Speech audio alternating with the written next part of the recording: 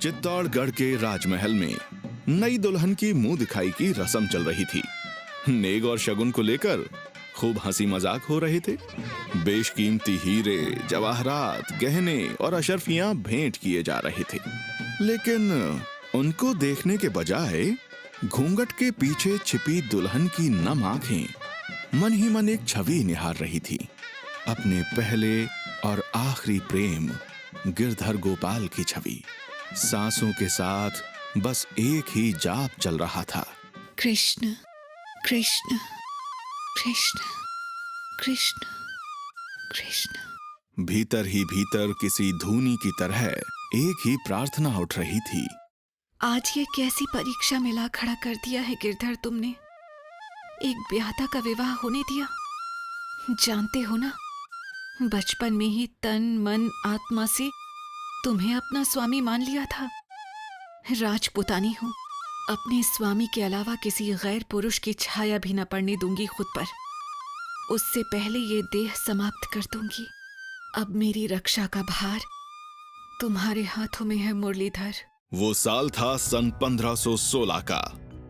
वो आसमान था सिसोदिया राजपूतों की आन बान शान का।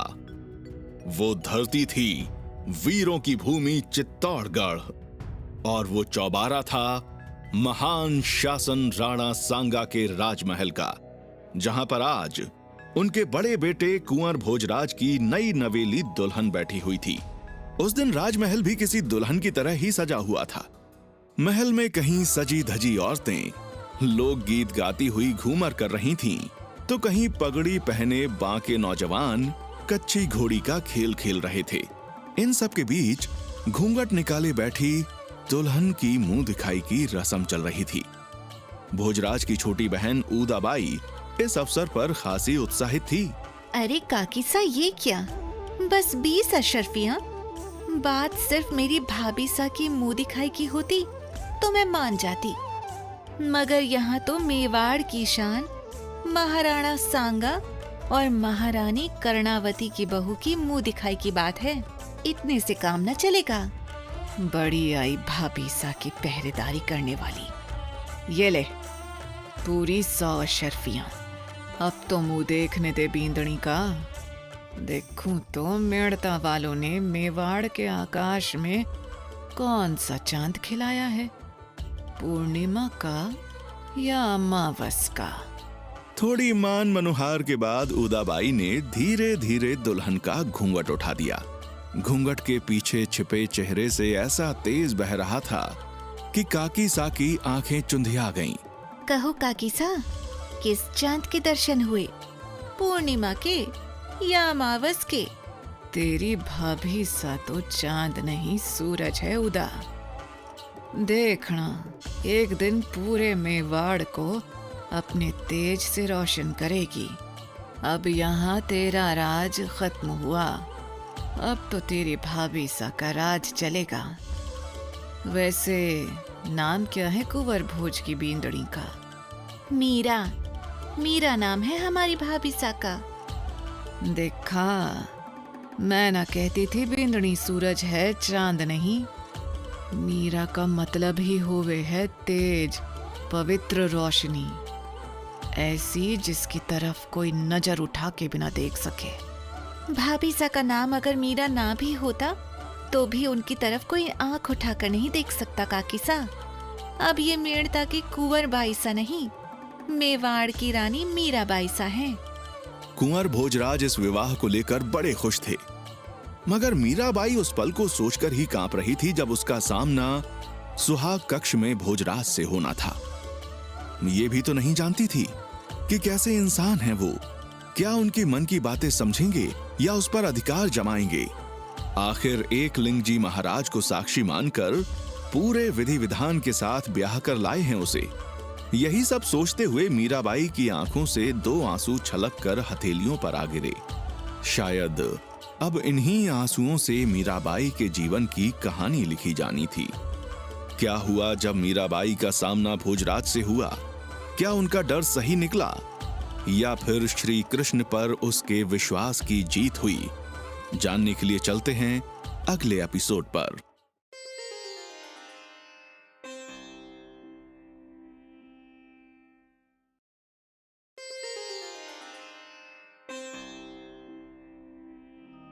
नववधू के साथ होने वाली विवाह की रस्में समाप्त होने पर मीराबाई की सौतेली सासू बाईसा रानी कर्णावती ने उन्हें उनके सुहाग कक्ष में भेज दिया। उधर 21 साल के राजकुमार भोजराज अपनी मित्र मंडली के साथ बैठे हुए हंसी मजाक का आनंद ले रहे थे। कुंवर सा, एक बार मैं मेड़ता गया था, वहाँ मैंने सुना था राव रतन सिंह की इकलौती बेटी जोगन है, भगवान कृष्ण की दीवानी है, उन्हीं की मूर्ति को कलेजे से लगाए घूमती है और उन्हीं के भजन गाती रहती है। भाभी साहब भी मेड़ता के राज परिवार से आई है। हाँ, कहीं तुम उसी जोगन को तो नहीं ब्याह लाए? अगर ऐसा हुआ तो तुम्हारा क्या होगा मित्र? मित्र जयदेव की बात सुनकर भोजराज को याद आया कि मीराबाई सच में अपने साथ श्री कृष्ण की मूर्ति लेकर आई हैं। मगर ये कोई इतनी बड़ी बात तो नहीं थी जिसका मजाक बनाया जाता। आखिर मीराबाई के मायके में सभी कृष्ण भक्त थे। अरे, विवाह से पहले लड़कियां गुड्डे गुड़ियों से खेलती ही है, इसमें बड़ी बात क्या है? उन्होंने खेलने के लिए श्री कृष्ण की मूर्ति को चुना, ये तो अच्छा ही है ना। एकलिंग जी महादेव के भक्तों के परिवार में एक कृष्ण भक्त भी आ गया। अब महादेव और श्री कृष्ण दोनों की कृपा रहेगी मेवाड़ पर। तभी वहां पर भोजराज की महारानी कर्णावती आई। भोजराज और उनके सभी मित्र उठ खड़े हुए। खंबा घनी रानी सा। अब चलिए कुंवर सा, आपकी बींदड़ी आपकी प्रतीक्षा कर रही है। अब आपके यूं मित्र मंडली में बैठने के दिन गए। जो हुकुम रानी मासा। मित्र मंडली से विदा लेकर भोजराज अपने कक्ष की ओर चल दिए, आंखों में नई जिंदगी के हसीन सपने लिए। जब कक्ष में गए तो देखा मीरा सुहाग सेज पर नहीं बल्कि कक्ष में एक और रखी हुई श्री कृष्ण की मूर्ति के आगे बैठी थी, जिसे वो अपने साथ मायके से लाई थी। मीराबाई के शरीर पर दुल्हन वाले 7 श्रृंगार तो थे, लेकिन चेहरे पर नई नवेली ब्याहता की उमंग नहीं थी, बल्कि एक विरहणी की पीड़ा थी। आंखें आंसुओं से भरी थी और चेहरा ऐसे उदास था जैसे अपने प्रिय से दूर जाने पर होता है। मीराबाई का यह हाल देखकर भोजराज का चेहरा सफेद पड़ गया। वो मीराबाई के करीब आकर बोले, क्या हुआ मीरा, तुम्हारा स्वास्थ्य तो ठीक है ना, या किसी ने कुछ कहा है? भोजराज को करीब आता देख मीराबाई पीछे हट गई। हम ठीक है राणा सा। अरे, तो फिर इतनी दुखी क्यों लग रही हो? क्या मायके की याद आ रही है? नहीं राणा सा, मायके में अब कौन है मेरा? जो मेरे सब कुछ हैं, उन्हें तो मैं अपने साथ ले आई। अच्छा, कौन?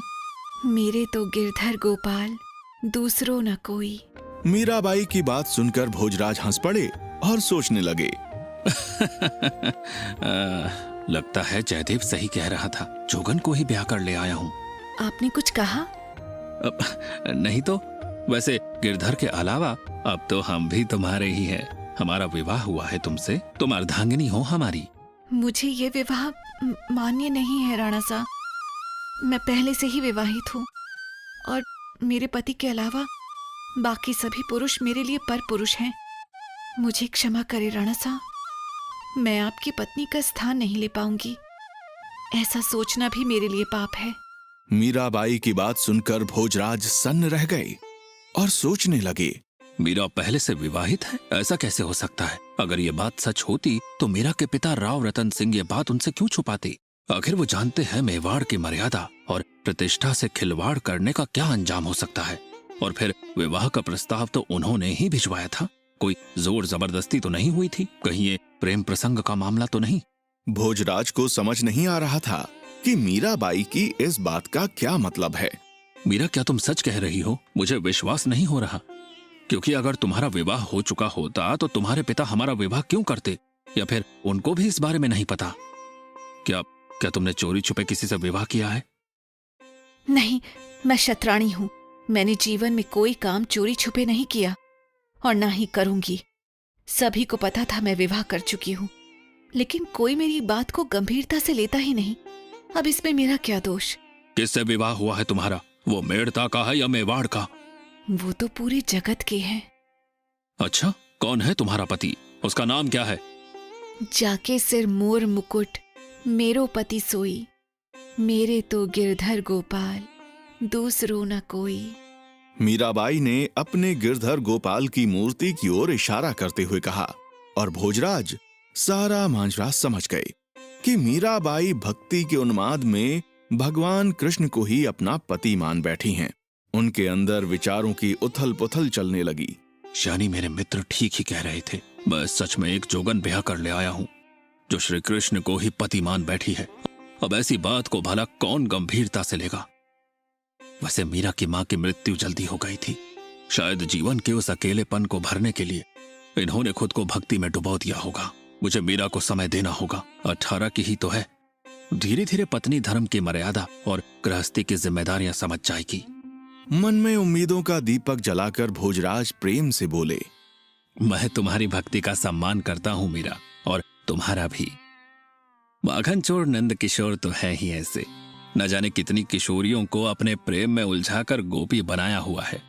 तुम भले ही इस विवाह को ना मानो, मगर मैं इसे पूरी निष्ठा से मानता हूं और इसकी मर्यादा की रक्षा भी करूंगा। मैं तुम्हें वचन देता हूं मीरा, तुम्हारे हर सुख दुख में तुम्हारा साथ दूंगा, तुम्हारी भक्ति और भावनाओं का सम्मान करूंगा, तुम्हारी मान मर्यादा की रक्षा करूंगा, और ये भी ध्यान रखूंगा कि तुम्हें यहाँ किसी भी तरह का कोई कष्ट ना हो। तुम यहाँ खुद को सुरक्षित समझो। मुझे पति नहीं तो एक मित्र समझकर यहाँ सुख से रहो।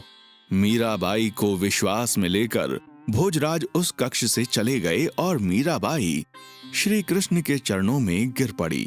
मेरे गिरधर, मेरे गोपाल, मैं जानती थी मेरे सतीत्व, मेरे सम्मान की रक्षा के लिए तुम जरूर आओगे।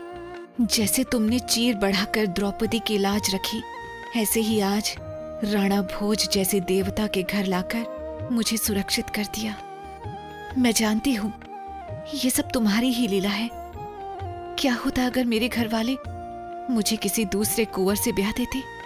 हर कोई तो राणा भोज जैसा बड़ा दिल नहीं रखता ना। फिर तो मृत्यु ही मेरा अंतिम चुनाव होती। अच्छा, मुझे एक बात बताओ कृष्ण, मेरा इतना ध्यान रखते हो, मुझ पर पूरी नजर रखते हो, तो मेरे सामने क्यों नहीं आते? हार गई हूं तुम्हें पुकार पुकार के। बचपन से यूं ही लुका छुपी का खेल खेल रहे हो, कभी तो सामने आओ गिरधारी। श्री कृष्ण के प्रेम में मीराबाई की ये हालत कोई नई नहीं थी। ये तो 6 साल की उम्र से ही थी, जब उन्हें पता भी नहीं था कि पति क्या होता है, शादी के मायने क्या हैं। तो फिर कैसे मान लिया मीराबाई ने श्री कृष्ण को अपना पति, और क्यों पूरे संसार को भूलकर वो डूब गई कृष्ण प्रेम में? जानने के लिए चलिए अगले एपिसोड पर।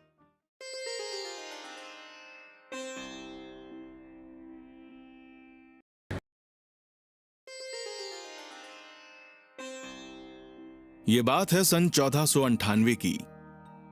पाली के कुड़की गांव की शाही हवेली में राव रतन सिंह बड़ी बेचैनी से चहलकदमी कर रहे थे। वो मेड़ता के शासक और वीर योद्धा दद्दा जी के चौथे बेटे थे। उन्हें इंतजार था एक शुभ सूचना का, क्योंकि उनकी पत्नी वीर कुमारी का प्रसव चल रहा था।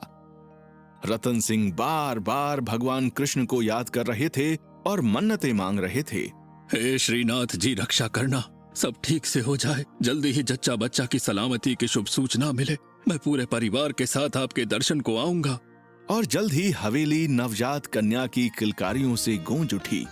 वो कन्या थी मीरा, जोधपुर के शाही घराने की नन्ही कुंवर बाईसा।